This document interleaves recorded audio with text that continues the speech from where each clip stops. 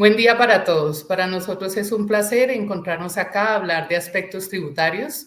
Nos acompaña el doctor Sergio Pérez, abogado tributarista, William Clavijo, director de gestión tributaria del Banco de Vivienda, y Marixa San Martín, de la Vivienda Corredores. Gracias, Marixa. Importante, pues, la compañía del doctor Sergio Pérez para tratar estos temas tan importantes que vamos a mencionar. El doctor Sergio Pérez tiene una gran experiencia académica y laboral, es abogado de la Universidad Javeriana, especialista en Derecho Tributario en la Universidad de Rosario. También tiene su maestría en Derecho de los Negocios de la Universidad Autónoma de Barcelona. Ha trabajado en muchas firmas de consultores, de abogados. Entonces, creo que tenemos todos los elementos para hacer una buena disertación sobre estos temas tan importantes que hoy nos convocan. Como los temas son tan amplios, queremos referenciar cómo va a estar nuestra agenda. Vamos a mirar aspectos de renta fija, aspectos de renta variable, todos los aspectos relacionados con fondos de inversión colectiva y por último cerraremos con fondos voluntarios. Bueno, muy bien, doctor Sergio y Marixa, creo que es importante que vayamos entrando en materia con estos temas que Marixa nos menciona. Y para iniciar esta conversación, que creo que va a ser muy nutrida, pudiera, doctor Sergio, comentarnos un poquito en términos generales frente a esa obligación tributaria de las personas naturales y todo lo que debe considerarse desde el punto de vista de administración de portafolios, en términos muy generales, para que nuestra audiencia pues se vaya enfocando un poquito en estos temas tan importantes. Claro que sí, William. Primero que todo, un saludo muy especial para Marixa, para usted mismo y por supuesto para todos los clientes y amigos de Davivienda y sus filiales. Para mí es un gusto poder compartir con ustedes esta sesión y espero que sea muy provechosa para todos. Pues nada más oportuno que este tema, en la medida que estamos a puertas del cumplimiento de las obligaciones tributarias asociadas a las personas naturales de renta por el año 2023. A decir verdad, esta semana comenzó ya la presentación de las declaraciones del impuesto de la vigencia anterior y por lo mismo pues resulta muy relevante recordar varios aspectos asociados a cómo funciona el tributo en el caso de las personas físicas. Lo primero que yo diría, William, es que debemos tener presente que nuestro régimen tributario maneja el esquema del impuesto cedular de renta. Luego, para que nuestros participantes entiendan la magnitud del tema, se trata básicamente de reemplazar la palabra cédulas como por cajones. Los cajones están establecidos respecto del origen de los ingresos de cada sujeto. Y esos ingresos van a tener un tratamiento tributario diferente. Hay dos en particular, que son los de los pensionados y de los dividendos y las participaciones, que manejan, por supuesto, reglas específicas por la naturaleza especial de cada uno de estos.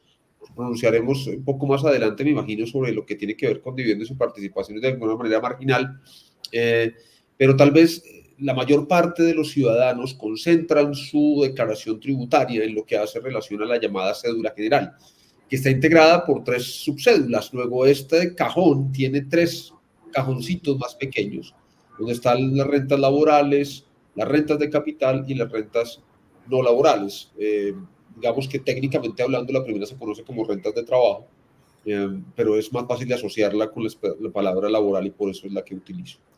Luego, en la práctica, cada uno de los sujetos debe, dependiendo de la actividad que realiza, llevar a ese denuncio rentístico, a esa declaración de renta, aquellos conceptos que provienen de esa actividad que está desarrollando. Luego, ejemplo, el asalariado recibe de parte de su empleador un certificado de ingresos y retenciones por la vigencia anterior y ese certificado le va a mostrar cuánto fue lo que percibió durante el año por razón de su condición de trabajador en esa organización, cuánto se le retuvo por parte de ese empleador en cumplimiento de la obligación formal de practicar retenciones en la fuente y adicionalmente conceptos como qué fueron los aportes obligatorios que se hicieron a la seguridad social, tanto en salud como en pensión, conceptos que le van a permitir una disminución tributaria a título de ingreso no constitutivo de renta.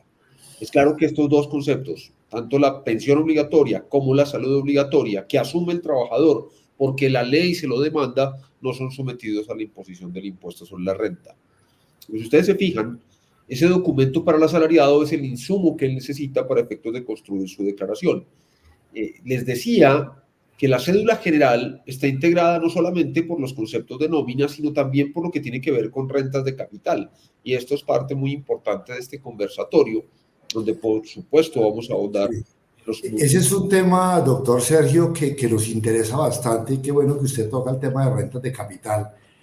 Y eso pues me permite como ir un poquito más allá, que usted nos vaya contando, pues aparte de estas generalidades que son tan interesantes y tan importantes tenerlas en cuenta, pensando un poquito en rentas de capital, cuando las personas hacen sus inversiones, tienen su portafolio, títulos de deuda, títulos de renta fija, ese tratamiento y que se le debe dar desde el punto de vista tributario y el cuidado que deben tener las personas, ¿no? Porque usted mismo lo ha dicho, la renta de personas naturales está segmentada de alguna manera y hay que separarlo con mucho cuidado. Y en lo que tiene que ver con renta de capital, pues van a haber unas particularidades ahí, que qué bueno que en esta ambientación que usted nos está dando de temas tan generales, nos pudiera ahondar un poquito en ese tema de portafolios, inversiones de títulos de renta fija o títulos de deuda y de los rendimientos que ellos generan y cuál es el tratamiento fiscal que a eso se le debe dar. Claro, pues William, lo primero que hay que tener muy presente cuando uno aborda el tema de la declaración de renta es que el formulario tiene segmentación. Entonces, un espacio inicial es el de el patrimonio. Y ese espacio inicial pone la obligación al declarante de denunciar qué activos tiene. Luego, cuando entramos al tema de, por ejemplo, la renta fija, pues lo primero que debemos decir es que un título de renta fija es un activo más que tiene una persona, como su casa, como su carro, como la ropa que tiene puesta el computador a través del cual nos está viendo, etcétera, etcétera.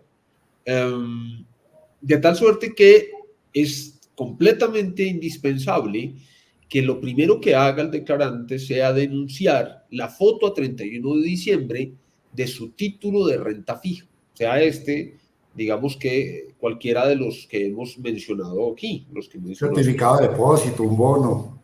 Sí, o por ejemplo un bono, sin duda alguna. Entonces, la ley tributaria en Colombia ha entendido que los saldos de esas inversiones en renta fija pues tienen que ser declaradas como cualquier otro activo dentro de esa declaración de renta y puntualmente lo que se dice es, mire, parta de la base del costo original del mismo, es decir, lo que en derecho tributario se ha conocido siempre como el costo de adquisición. Luego, en el momento en el que yo constituí, por ejemplo, en el Banco de Vivienda, un certificado de depósito a término, el valor de la inversión efectuada, pero además de eso, los rendimientos que se causan durante cada uno de los periodos gravables.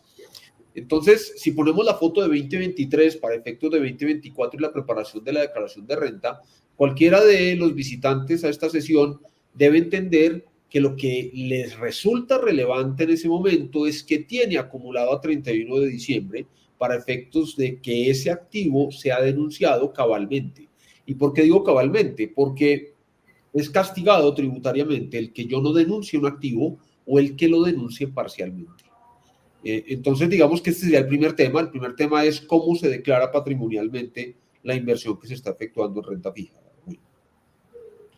Ahora, a mí me parece muy importante esa parte, Sergio, porque los clientes tienden a pensar que la importancia está guiada más hacia el lado de rendimientos y pierden de vista ese reconocimiento patrimonial. Mira, Maritza, y el tema resulta tan relevante que hoy puede ser incluso un tema de derecho penal, porque la omisión de activos se castiga hasta penalmente. De tal suerte que, sin duda, es relevante. Y ese comentario que tú haces es muy pertinente porque es cierto que los declarantes de renta tienden a prestarle más atención a aquello que les va a determinar qué van a pagar o cuánto tienen que pagar. Pero la denuncia patrimonial de los activos, de los pasivos, es igualmente relevante, es igualmente importante, porque le permite a la administración tributaria, por supuesto, ejercicios de auditoría básicos y más complejos también. Por lo mismo, pues evasión no es solamente que una persona pague menos, sino que una persona no declare un activo o lo declare parcialmente.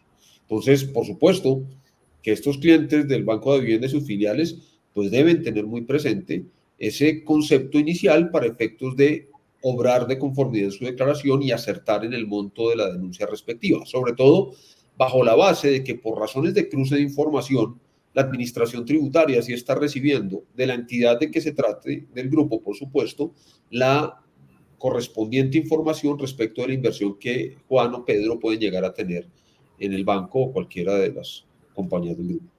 ¿Ok? Muy interesante, doctor Sergio. Ahora, Marisa, no sé si tú tienes otra pregunta frente a este tema de portafolios.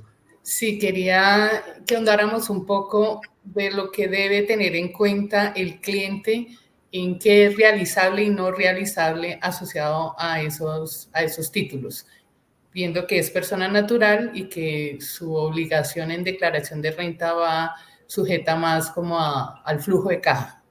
claro, digamos que ahí entramos dentro del segundo escenario, Maritza, y es el tema de los ingresos, porque habíamos abordado primero el tema patrimonial únicamente. Cuando uno empieza a hablar de los ingresos, debe entender que aquello que fue la inversión inicial, eso que hace unos minutos mencioné como el costo de adquisición, se queda como un concepto estático, en la medida que no sea, digamos que disminuido esa inversión o ha habido un descuento que se hubiera presentado. De ahí para adelante, todo lo que se genere a favor de la persona tendrá esa connotación de considerarse, por supuesto, un rendimiento y independientemente de la decisión que tome el cliente frente al manejo de ese rendimiento que haya obtenido, pues se genera, digamos que, una obligación tributaria de denunciar el ingreso percibido. Me explico. Tomemos el ejemplo que mencionaba Will hace un instante, el certificado de depósito a término, el CDT, que resulta muy útil para este momento de ilustrar el tema. Resulta que yo abro un CDT con Davivienda por 6 meses, pero a los 6 meses yo no voy a hacer ningún tipo de retiro, no redimo el CDT, y por lo mismo lo que se da básicamente es una renovación del producto. Entonces, hay que entender que independientemente de que yo haga o no el retiro, es decir, haya liquidado o no el certificado de depósito a término, ya se genera una obligación tributaria asociada a ese ingreso obtenido, porque finalmente lo que hace la norma es poner al declarante de renta a revisar en toda la anualidad qué fue su incremento patrimonial y efectivamente ese rendimiento que se ha obtenido durante 6 meses y que se ha capitalizado, pues efectivamente ha incrementado patrimonialmente a ese sujeto. Entonces, por supuesto, es su deber presentar la declaración de renta y mostrar en ese cajoncito del que les hablaba de las rentas de capital ese rendimiento que se ha causado, así él no lo haya retirado efectivamente. Ahora bien, es fundamental entender allí un tema que se utiliza muy repetidamente en el lenguaje callejero, pero a veces no se entiende muy bien, y es el componente inflacionario de los rendimientos financieros, que si les parece podemos abordarlo Sí, sí, perfecto. de poder... Que ha variado, ¿no? Ha variado en los últimos años. En un momento dado hasta en el 47%, en el 68% tuvimos del 100%. Entonces, y que... No lo tuvimos, María, porque recuerda que hubo una evidencia fiscal en que no existió cuando se dio el fenómeno de la ley de crecimiento económico que vino posteriormente a la ley de financiamiento. Ustedes recordarán, no solamente William Maritza, sino por supuesto todos los asistentes, que en algún momento la Corte Constitucional dejó sin vida jurídica, declaró inexequible la ley de financiamiento. Ley de financiamiento que había derogado el tratamiento preferencial del componente inflacionario, pero fue una derogatoria, perdónenme, lo dije mal, una inexequibilidad bien particular, porque se dijo que la ley regía hasta fin de año y que se debía por parte del Congreso de la República generar otra ley que supliera las deficiencias, digamos que estructurales en la formación de la ley, y ahí apareció la ley de crecimiento económico. Luego, durante un año gravable completo, no hubo componente inflacionario como beneficio tributario. Fue un grave, digamos que golpe para los inversionistas en esa oportunidad. Por fortuna se dio la figura de la revisencia, que es básicamente que revive la norma que por alguna razón desapareció del ordenamiento, y como les digo yo, con la ley de crecimiento económico, pues volvimos a tener esa figura que, como tú bien dices, Maritza, ha tenido, digamos que picos muy altos y picos no tanto. Simplemente para hacer referencia al tema de una manera más concreta, pues a ver, yo les diría primero, es fundamental entender qué es el componente inflacionario, y yo les suelo decir a mis estudiantes, para que se graben el concepto, que es el reconocimiento del efecto de el paso del tiempo sobre la inversión, porque efectivamente en la medida que pasa el tiempo, la inflación afecta esa rentabilidad que se está obteniendo.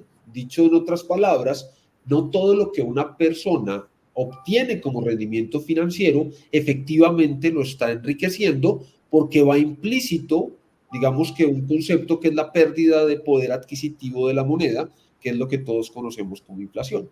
Entonces, el legislador tradicionalmente, y salvo ese caso que recordábamos hace un instante, del año aquel en el que no rigió, pues ha entendido que no puede someter a imposición algo que en realidad no significa enriquecimiento, porque estaría yendo, digamos, que un poco por fuera del marco de la norma del impuesto sobre la renta. Y por eso, todos los años se establece mediante decreto por parte del gobierno nacional cuál es ese componente inflacionario a partir de una regla de cálculo que la misma ley establece.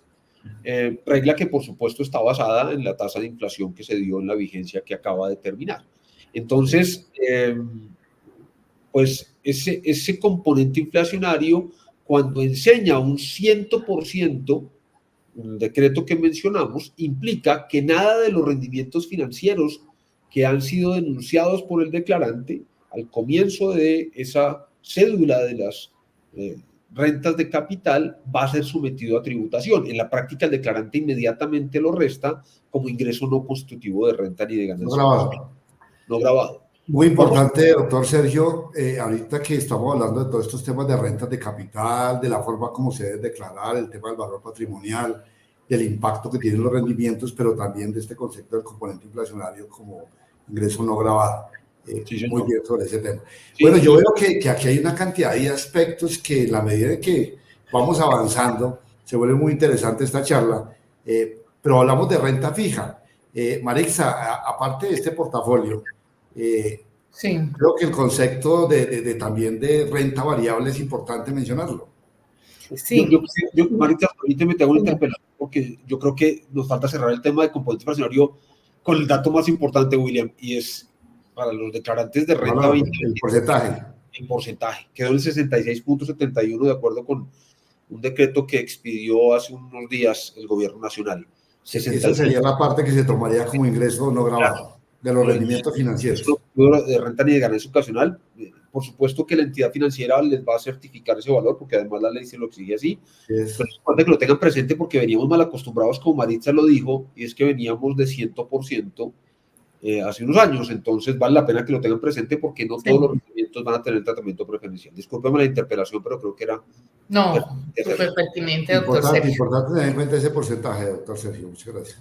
Y ya en otro tema que es relacionado con renta variable, sería bueno que miráramos los aspectos también patrimoniales, el costo de adquisición, todo lo relacionado con esta parte de renta variable, a qué se aduce la aplicación de la norma para ingreso no constitutivo de renta, y si le parece, doctor Sergio, también mirar la parte de dividendos a nivel muy general. Sé que cada vez la norma se vuelve más complicada en determinar de qué año son los dividendos, en qué característica tiene cada dividendo, pero pues si el tiempo nos lo da, ahondar en ese tema de dividendos. Sí, digamos que yo segmentaría el tema también como lo hicimos en renta fija. Primero, por la obligación de declarar. Es importante que se entiendan que, digamos que los títulos corporativos o de participación, que son básicamente los que constituyen los de renta variable, pues deben ser declarables. Entonces, declarados, quise decir. Entonces, la pregunta inicial es, bueno, ¿y cómo se declara por parte de un accionista o de un socio su título de propiedad de una sociedad? Pues básicamente por el concepto de costo fiscal. ¿Cuánto pagó por ese activo originalmente?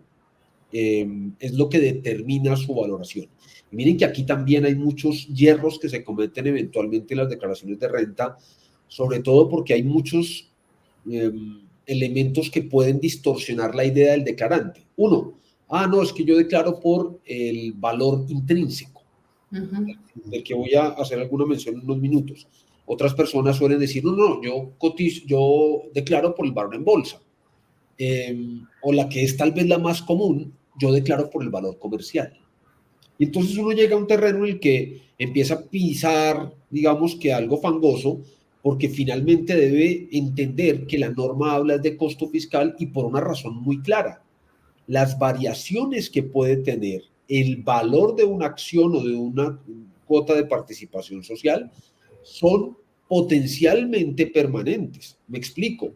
Pueden ser puramente transitorias en la medida en que, por ejemplo, una sociedad tiene una gran reputación por un caso específico, pero mañana puede tener una fama negativa por razón de una crisis institucional o un escándalo que se presentó. Ese pico alto o ese pico bajo que puede tener una organización, pues no va a tener trascendencia respecto de lo que el accionista o socio, digamos que invirtió originalmente, pero sí sobre lo que eventualmente va a serle pagado el día que decida vender, que es el segundo tema que quiero analizar, que es el tema del ingreso eventual. Ahora, en ese contexto entendamos que lo que se mantiene como siempre estático y es por lo mismo a lo que la ley me obliga a declarar las acciones y los aportes es el costo fiscal. ¿Cuánto pagué originalmente por ese activo? Es posible que usted como declarante haya utilizado los ajustes para incrementar ese valor. La ley le da opciones para ajustar como persona natural ese valor y traerlo a valor presente en la práctica. Pero le da la opción, dije. En otras palabras, hay personas que pueden optar por... con ese costo de adquisición. Exactamente, y lo mantienen estático. Esa es su decisión. Por ejemplo, muchos lo hacen pensando en efectos que pudiera tener otros impuestos, el que vayan incrementando el patrimonio, etcétera, etcétera. Pero en la práctica, pues digamos que es una decisión pura del declarante.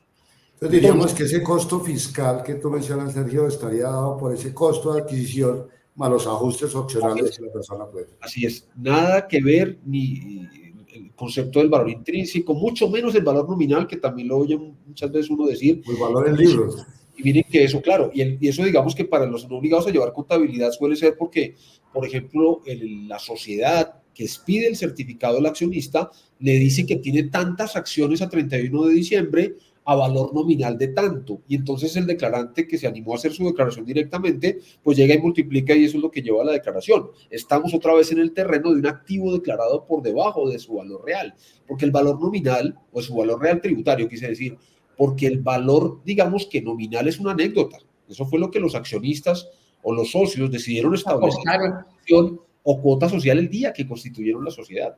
Pare de contar. Y el aporte. Así es. Entonces, bien, primer tema, patrimonial, ya tenemos claro, costo fiscal.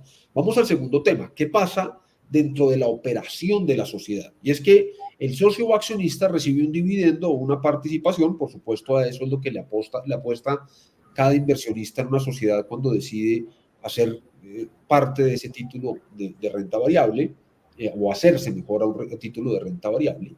Y nosotros veníamos, como Maritza lo insinuó, con una tributación, digamos que basada en el concepto de no se va a gravar doble vez la utilidad. Ya pagó en cabeza de la sociedad, no debe pagar de nuevo en cabeza del socio accionista. Pero digamos que en el pasado reciente nuestra normativa cambió y lo que tradicionalmente era, y lo mencionaba así un colega y amigo, el máximo monto distribuible como ingreso no constitutivo de renta ni ganancia ocasional, pues terminó siendo gravable. Es decir, que lo que no se grava termina siendo objeto de tributación. Y yo sé que los asistentes en este momento dirán, pero eso parece un trabalenguas.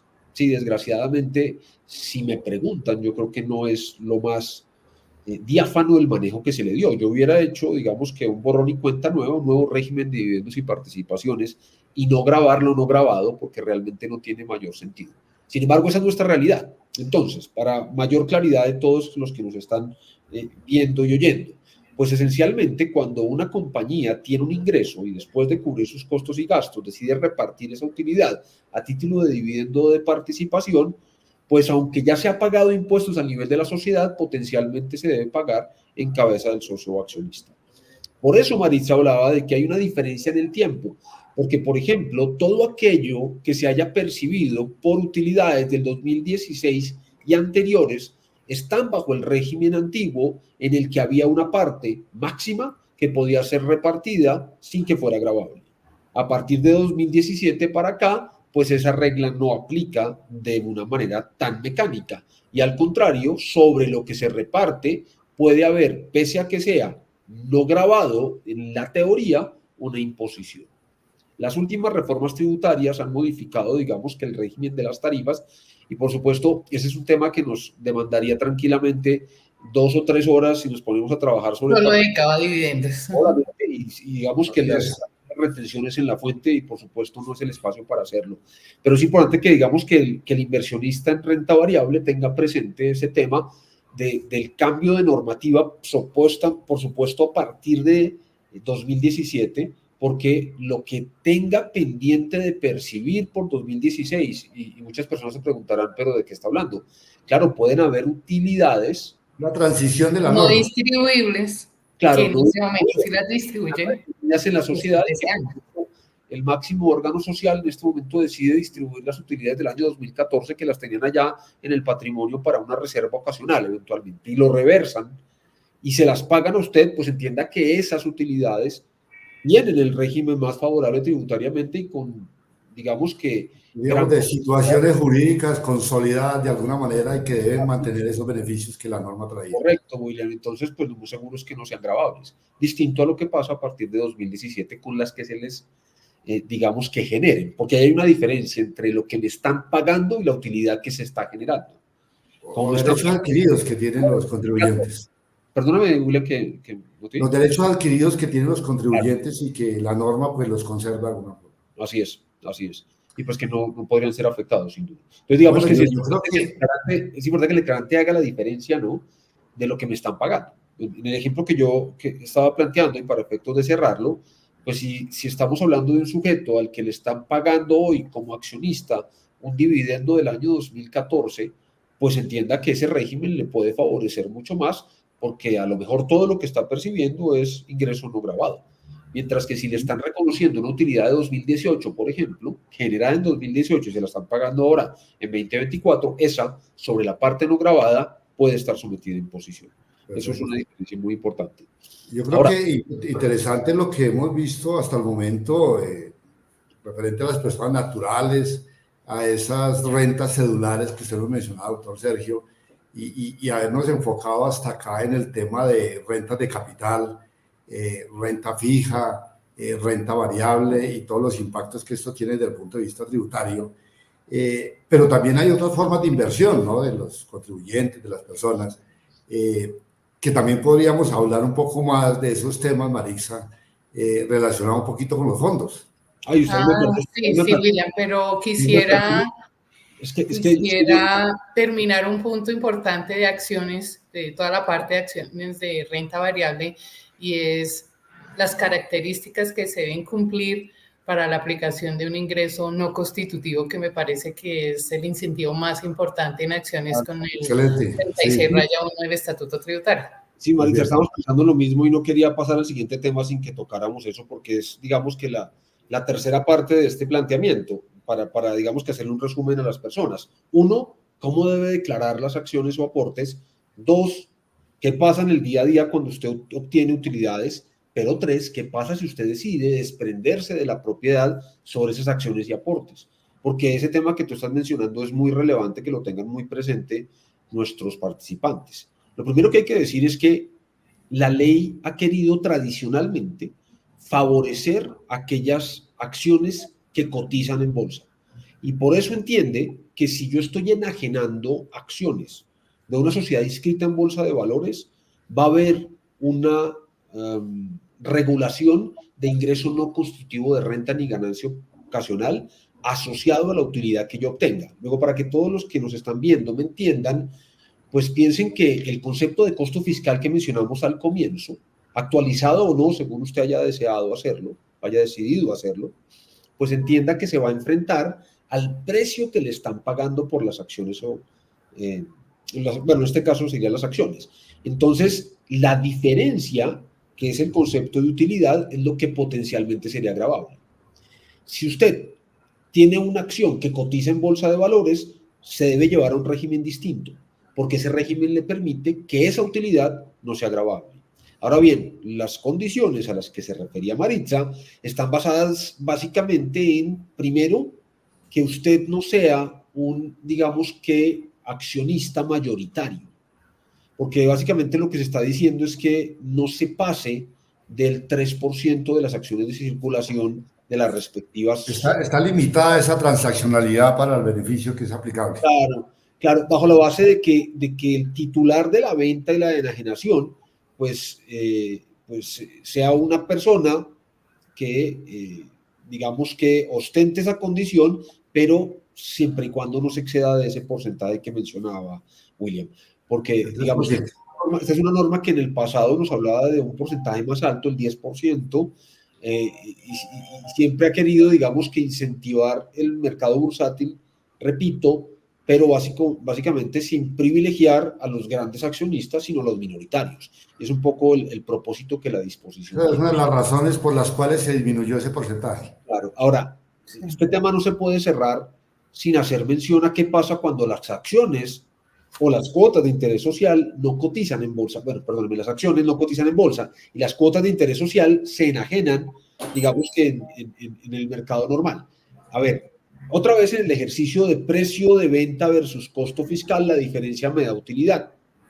Esa utilidad será gravable, porque allí no aplica el beneficio de, por supuesto, estar... Porque no cotizan en bolsa. Exactamente. Sin embargo, entiendan que hay una regla que al contrario puede hacer más gravosa la operación y que no se debe dejar de lado cuando se habla de estos temas. Esa regla está prevista en el artículo 90 del Estatuto Tributario y es la que hace referencia a que el precio de venta no puede ser en ningún caso inferior, cuando se hable de acciones o aportes, a el valor intrínseco incrementado en un 30%. 30%. Ahora, nuestros asistentes estarán pensando, algunos de ellos, ¿qué es eso de valor intrínseco? Mire, coja el valor del patrimonio y divídalo entre el número de acciones de circulación en la sociedad. Por supuesto, el contador de la compañía tiene ese dato, pero sale de ese cálculo. Patrimonio neto entre el número de acciones en circulación o cuota de interés social, si es que es una sociedad limitada o asimilada a estas. Ese resultado numérico es el que usted debería incrementar en el 30%. Entienda que esta manifestación lo que establece es un piso base del precio de venta. De tal suerte que si usted declara una operación de venta por un valor debajo de ese resultado aritmético, la DIAN está facultada para entrar a discrepar y cuestionar esa declaración tributaria, y entiendan que cuando el fisco hace ese tipo de cuestionamientos no lo hace de forma gratuita. ¿Verdad, doctor Sergio? Lo que llamamos la presunción del precio de venta. O sea, usted nos habla de tenemos un producto de la venta, el valor de la enajenación, tenemos un costo fiscal asociado, la diferencia nos da la utilidad en esa transacción, pero hay una presunción del valor de venta. Ahí donde usted hace énfasis que declararlo por un valor inferior podría ser cuestionado por la autoridad tributaria.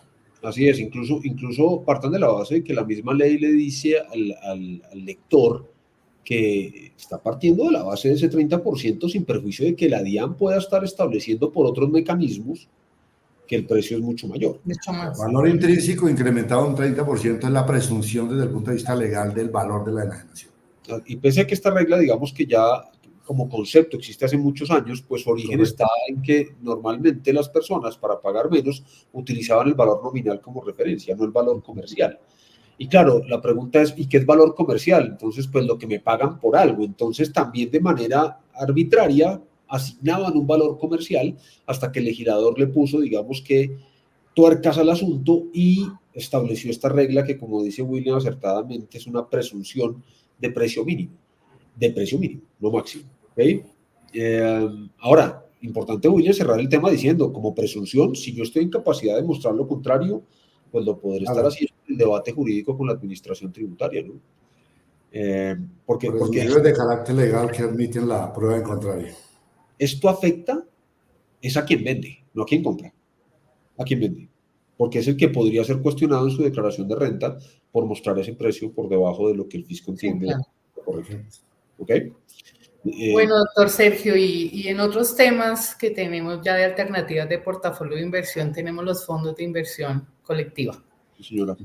Nos gustaría que con la misma estructura, el reconocimiento patrimonial que deben tener en cuenta nuestros clientes, el reconocimiento de los rendimientos, se aplica o no asociado a los rendimientos de estos fondos ese componente inflacionario y toda esta parte de transparencia tributaria que tenemos a través de los fondos y ahondar un poco en ese tema y sí, pues a ver, lo primero que debe decir uno es que siguiendo la misma línea del derrotero, lo que hemos presentado hasta aquí, pues el hecho de que yo tenga una inversión en un fondo de inversión colectiva, pues hace que yo tenga un activo que debo estar declarando. Entonces, bajo esa premisa, la obligación de declarar, pues sigue existiendo y no hay discusión sobre la misma. El activo debe ser declarado. Ahora bien, siguiendo también ese derrotero, pues yo parto de la base de cuánto fue lo que yo invertí originalmente en ese fondo de inversión colectiva, que por supuesto en ese contexto me va a generar un valor inicial de referencia. Ahora, lo otro es que yo entienda que el hecho de obtener a través de esa inversión unos rendimientos, pues va a seguir un poco la suerte que mencionábamos cuando hablábamos de lo de renta fija hace un instante. El tema es que puntualmente, tratándose de estos fondos, la ley tributaria sí establece unas excepciones básicamente al concepto de el momento en el cual se deben reconocer las utilidades. Me explico. La ley entiende que como beneficiario que estoy, por ejemplo, en mi caso, en un fondo de inversión colectiva, yo podría diferir, digamos que el entendimiento de que he percibido la utilidad en unos casos específicos. Digamos que, por ejemplo, el de la bolsa de valores es uno de ellos. Cuando se trata de, digamos que participaciones del fondo que están siendo objeto de negociación en bolsa de valores, por supuesto, sometidas a la vigilancia de la superfinanciera. O cuando específicamente el fondo cumple ciertos requisitos, y es que ahí se hablan de porcentajes de participación y de lo que es el concepto actual del beneficiario efectivo o beneficiario final que hemos mencionado, la vinculación económica que podría estarse dando. Entonces, puntualmente debemos partir de una base. La regla general enseña que cuando una persona tiene una inversión en un fondo de inversión colectiva, el saldo, o lo que conocemos tributariamente como el valor patrimonial, esto es, el valor por el que se declara en renta, será el de la inversión y, por supuesto, lo que haya obtenido como beneficios. En otras palabras, las utilidades que le han sido distribuidas. Sin embargo, hay que entender, repito, que existen excepciones previstas en la ley para efectos del reconocimiento de esas utilidades, con lo que el monto que se declararía sería solamente el del costo de adquisición, si sigo la línea de manifestación original que les había mencionado. Esas excepciones fueron las que mencioné hace un instante, que tienen que ver con participación y con que se trate de participaciones negociadas en una bolsa de valores. Ese es, digamos que en el tema de lo que tiene que ver con el valor patrimonial, que difiere de los conceptos que veníamos comentando previamente en el caso de los fondos de inversión colectiva. Ahora, lo segundo es que tú mencionabas, Maritza, dentro del planteamiento el tema de componente inflacionario, y es bien interesante ese análisis porque pues uno parte de la base de que la ley expresamente ha mencionado que el componente inflacionario que ya definimos y vimos en general para el concepto de renta fija, también se extiende a los fondos mutuos de inversión, los fondos de inversión, incluso a los fondos de valores. Digamos que en el lenguaje tradicional que se ha manejado en el Estatuto Orgánico del Sistema Financiero por estos conceptos. Básicamente, la regla allí es que haya vigilancia de la superfinanciera para efectos de entender de que se trata de entidades sometidas a esa supervisión, las que están otorgando ese tipo de ventaja tributaria. Luego, el componente inflacionario sí tendría aplicabilidad allí, distinto a lo que puede pasar, por ejemplo, con el tema de fondos de pensiones, que imagino vamos a tener la oportunidad de tocar en este conversatorio. porque ahí sí hay una diferencia. En ese caso, sí hay la dificultad del reconocimiento del componente inflacionario como tratamiento preferencial. Y yo digamos que añadiría este tema ya de respecto de lo que tiene que ver con los ingresos obtenidos a partir de los fondos de inversión colectiva, pues yo diría que el tema de la retención en la fuente tiene interés desde el año grabable de 2020, pues porque se ligó el primero de los temas que yo mencioné con el tema de la retención en la fuente. Para nuestros asistentes, pues recordar que la retención en la fuente no es una cosa distinta que un, digamos que mecanismo de recaudo anticipado del impuesto sobre la renta, en este caso puntual, del tributo que nos... Ahí hay un tema y es el del diferimiento de pronto, doctor Claro, Sergio. para allá iba el tema del diferimiento, porque digamos que las reglas de retención en la fuente son normalmente muy genéricas, pero puntualmente, tratándose de los fondos de los que estamos haciendo referencia, pues se establece que la retención en la fuente tiene que tener en consideración efectivamente la distribución que se efectúe. Luego, cuando yo ato el primer tema que mencioné, si estamos dentro de aquellas excepciones que permiten el diferimiento del reconocimiento del beneficio, pues por supuesto la retención en la fuente no se deberá practicar. Es decir, que el deber del fondo, cuando tiene la calidad, por supuesto, de agente retenedor, es ir de la mano de ese diferimiento para efectos de determinar cuándo practica la retención en la fuente. Porque en estricto sentido, pues en el momento del pago es el instante en el que deberá hacerlas de conformidad con lo que expresamente establece la norma tributaria. Y les insisto que las normas de retención en la fuente no son tan específicas, son más bien genéricas, pero en este caso puntual, claro, atendiendo a ese tema del diferimiento, pues tuvo la necesidad de hacer esa manifestación. De ahí la importancia de tener, claro, los lineamientos tributarios, pero también los reglamentos del fondo. Si el fondo es abierto, si son fondos de capital privado, porque precisamente ese es el cuidado que debemos tener en cuenta para la realización de ese rendimiento. Importantísimo, Maritza, que eso los clientes de la vivienda y su filial lo conozcan, porque efectivamente ya, digamos que la regulación propia del respectivo fondo va a determinar, por supuesto, una consecuencia tributaria hoy o mañana.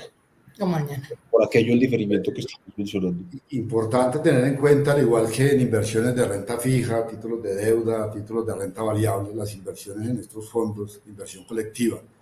Y estos elementos que se han planteado aquí, tanto el valor patrimonial, valor por el cual se debe declarar, el valor de los rendimientos o los dividendos que se venden dependiendo de la clase de títulos, y aspectos tan interesantes como el de la retención en la fuente, como mecanismo anticipado del pago de impuestos. Así es. No sé, Maritza, si frente a este tema de fondos de inversión colectiva tengas algo adicional o vamos avanzando porque cada vez este es más interesante y creo que hay otros temas que a nuestra audiencia también le pudiera interesar. Sí, señor, sigue con fondos de pensión voluntarios.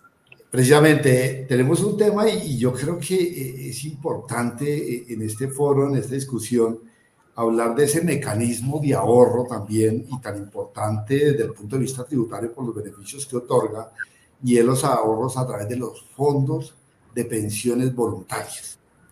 Y ahí, doctor Sergio, pues el tema es que nos ayude usted un poco a hablar sobre este tema y plantearle a nuestra audiencia qué beneficios tributarios están asociados con los ahorros de los fondos de pensiones voluntarias y también ahondar un poquito en cómo poder optimizarlos, ¿no? Que es muy importante tenerlos en cuenta. Entonces, agradeceríamos si podemos disertar sobre ese tema. Claro que sí. Pues a ver, lo primero es tener claro que los beneficios de hacer ahorros en fondos de pensiones como de futuro siguen funcionando. Porque digamos que hay un mito urbano, hay una leyenda corriendo en las calles de que esto ya no sirve y que está derogado. Es una realidad entender que las últimas reformas tributarias y puntualmente la de diciembre de 2022, pues restringieron severamente el espacio de los beneficios impositivos de las personas naturales. Esa es una realidad. Pero la figura del aporte voluntario a fondos de pensiones se mantiene con su tratamiento preferencial previsto en el artículo 126-1 del estatuto.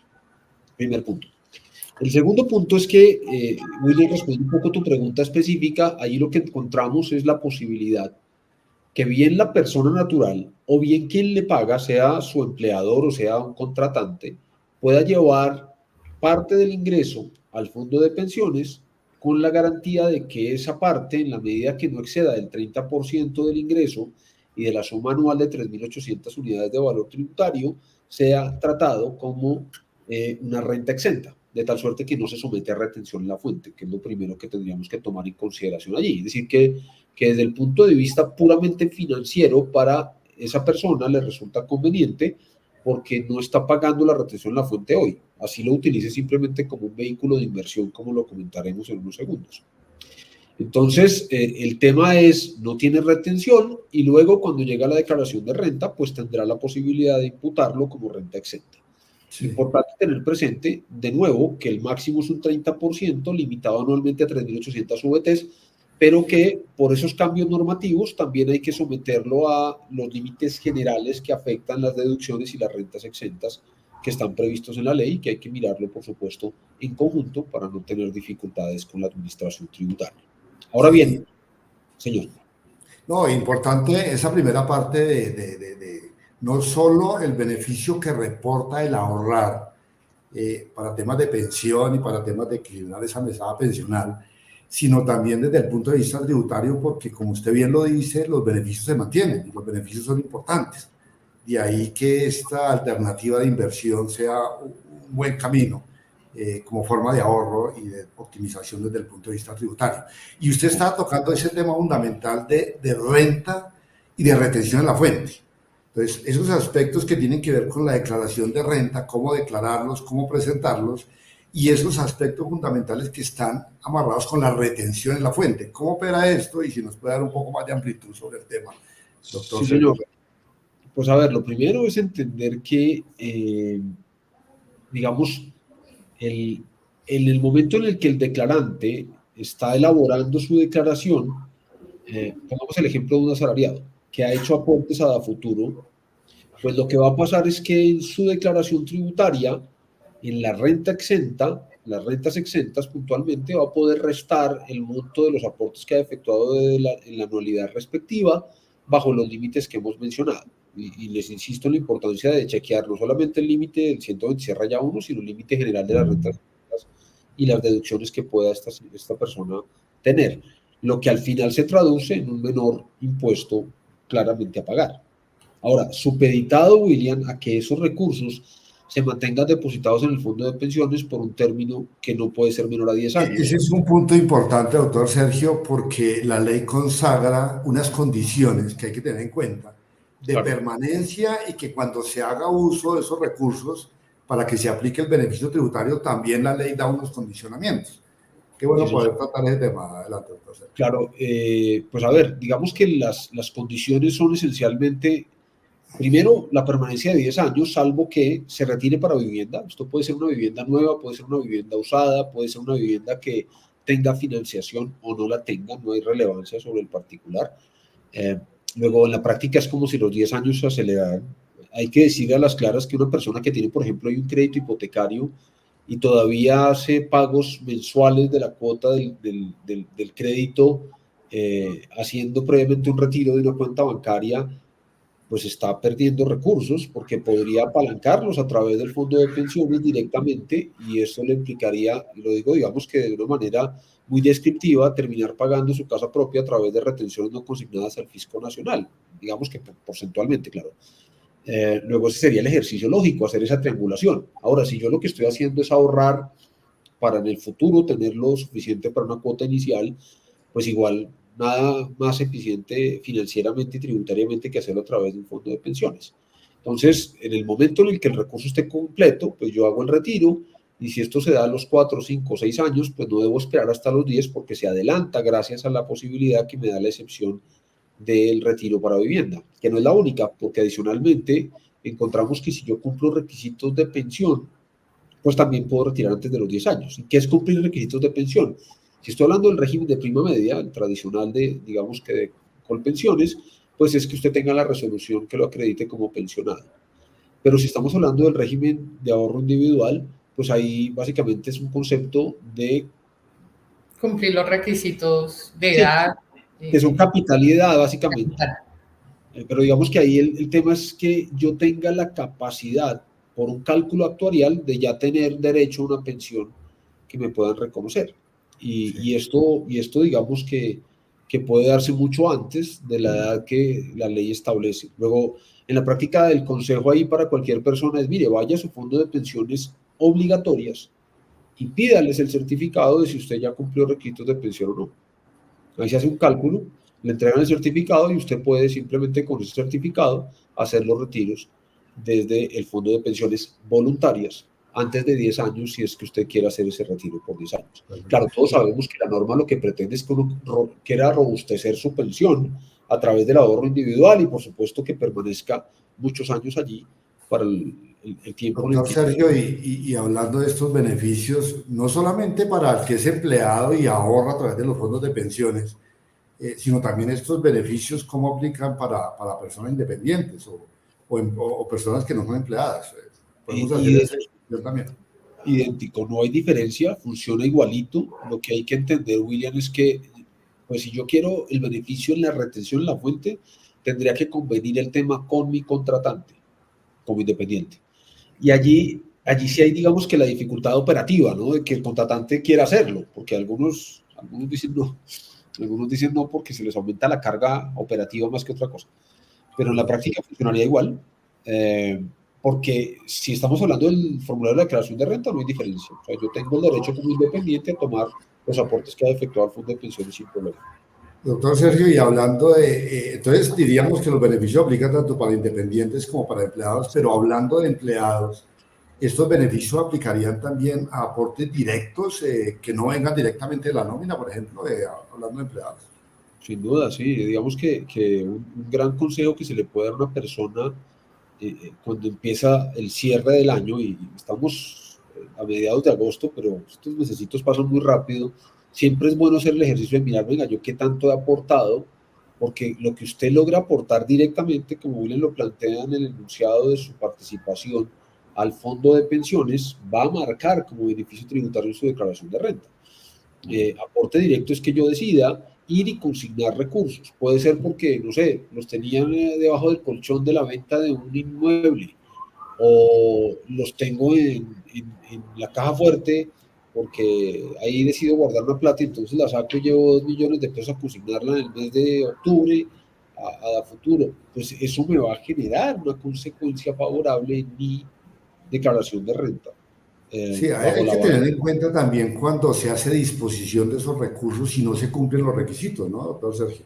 Y hay que hacer la discusión de dónde viene, porque puede ser un ahorro que se trasladó al fondo y que después hago disposición y no es una renta, no tendría por qué tener ese impacto de ser grabada. Y eso hay que mirarlo muy bien ahí. ¿Cómo ves esa parte? Completamente de acuerdo, porque, y muy importante además, William, porque eso sí es, muchas veces se tiende a dejar de lado por los clientes de los fondos de pensiones. Me explico, si yo retomo unos ejemplos que dije, si yo vendí un inmueble y decidí guardar debajo del colchón, como digo coloquialmente, una suma, 5 millones de pesos, y cualquier día saco los 5 millones de pesos y los consigno en mi fondo de pensiones, pues hay que entender que si la venta de ese inmueble se dio hace 3 años, en ese momento histórico, en esa vigencia fiscal, yo pagué los impuestos correspondientes a la utilidad de la venta del inmueble. Luego, cuando yo llevo esos recursos al fondo de pensiones y los consigno, eso no genera un efecto tributario asociado a los 5 millones de pesos negativo. Es decir, que si yo los retiro, no se puede gravar, porque la tributación ya fue grabada. Porque anteriormente ya fue sujeta al impuesto. Claro. Eso es importante para el momento del retiro, así, porque una cosa es que yo los retiro, estén sujetos a renta, que aplique los beneficios tributarios y no se vea afectado, y otra es que sea parte del ahorro que yo tengo dentro del fondo y que decida retirarlo. Así es, sin duda. Doctor Sergio, y en ese sentido, ¿cuáles serían las ventajas que ofrece un fondo voluntario de pensiones para clientes inversionistas que a lo largo de su vida pues han construido su patrimonio? Y cómo esto desde el punto de vista tributario también los puede beneficiar. Pues a ver, yo les diría que hay una primera ventaja, y es, si yo utilizo el fondo de pensiones como un instrumento de inversión, como lo plantea el enunciado de la pregunta William, pues debo entender que lo que en otros productos, como hemos discutido hoy, se denomina rendimientos, aquí no tiene ese nombre. Aquí se llaman valorizaciones. Y esto no es simplemente un tema semántico. Las valorizaciones no se graban. Las valorizaciones, pues, dependen del momento del mercado. Y por lo mismo, una persona que ha construido un capital durante muchos años puede pensar positivamente en el fondo de pensiones como instrumento de inversión, porque allí todo eso que vaya ganando, dependiendo de cómo quiera manejar el portafolio junto con los asesores del fondo, pues no va a tener el tratamiento de rendimiento financiero, sino hasta el momento en el que esa persona decidiera retirarlo.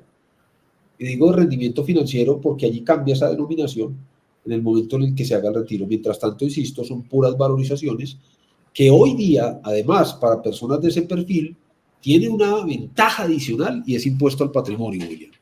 Porque, claro, el impuesto al patrimonio, recuerden ustedes, la ley 2277 lo volvió permanente.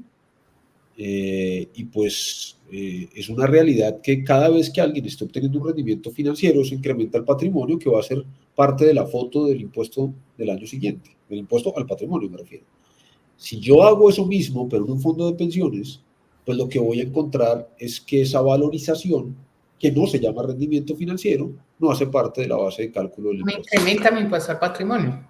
No, no me lo incrementaría. En ese ejemplo del fondo de pensiones no. Lo que haría una ventaja competitiva, sin duda, porque será una valorización, no un rendimiento financiero. Eso es interesante. Qué importante ver todos estos elementos, doctor Sergio, porque es un mecanismo atractivo de ahorro con unos beneficios tributarios importantes para empleados, para inversionistas, para independientes. Y de pronto ese tema que a veces preocupa de cómo hago yo la disposición de esos recursos, cómo los puedo retirar, y usted nos ha dado esa tranquilidad, o sea, para todos los efectos hay que mirar qué impacto pudiera generar ese retiro, cuándo realmente está grabado, cuándo realmente no está grabado, cuándo se materializan esos beneficios por el retiro, como usted nos mencionaba, con los tiempos de permanencia de 10 años o adquisición de vivienda, o cuando se adquiere la condición de pensionado, o que en el evento de que yo lo retire, si ha sido producto de mi ahorro, no tiene por qué ser grabado. Importantísimo eso, que el inversionista tenga la tranquilidad de que si él utiliza ese mecanismo de inversión del fondo de pensiones, lo que él esté llevando, que tiene ahorrado en cualquier otro producto, pues no va a tener tributación por el hecho de llevarlo al fondo. Al contrario, lo puede favorecer en figuras como el impuesto al patrimonio. Sí. Y ya para ir terminando, doctor Sergio, hay un tema que es muy atractivo también, es hablar de los planes institucionales. Aunque más adelante, creo que en estos mismos conversatorios se irá a hacer un tema especial de lo que son los planes institucionales, mirar esas bondades que tienen estos planes, los beneficios que están asociados. Es un tema que, pues, hacia el mes de septiembre se haría también un foro parecido a estos para hablar de planes institucionales. Pero qué bueno que usted nos pudiera comentar en términos generales frente a los planes institucionales, cuáles son esas generalidades y esas bondades de esos planes institucionales para personas naturales. Pues William, a ver, sin duda el tema da para un espacio como este y más, porque es bastante detallado y específico y no tan conocido como uno quisiera, pero claramente es un instrumento muy importante, no solamente desde el punto de vista tributario, sino desde el punto de vista laboral para la retención de personal, para el mejoramiento de las relaciones entre patronos y trabajadores.